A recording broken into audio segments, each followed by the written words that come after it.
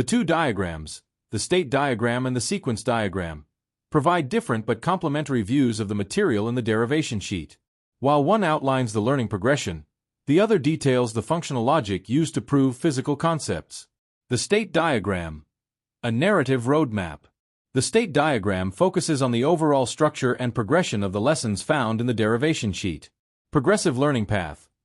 It tracks the conceptual growth of the material, moving from simple outward-flowing fields to complex inward-pulling gravitational forces. The validation loop. A key trait of this diagram is illustrating the relationship between theory and visuals. It ensures that every theoretical example in the sheet is directly mapped to a corresponding visual demo for verification. Scope of complexity.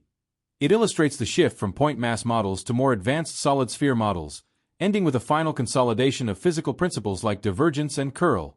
The sequence diagram. A functional logic breakdown. The sequence diagram provides a narrower, more detailed look at the specific mechanism of the first visual animation mentioned in the sheet. Verification workflow. It outlines the step-by-step logic used to confirm a field's properties. It defines the field, applies the necessary checks for expansion and rotation, and displays the final result. Coordinate invariance. A defining trait of this diagram is how it visualizes the proof that physical results are independent of one's perspective.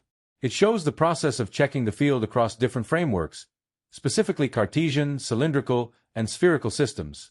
Animation behavior. It describes the how of the software, illustrating how the dynamic text cycles every few seconds to link the consistent mathematical results to the visual behavior of the pulsing field lines. Summary of the relationship.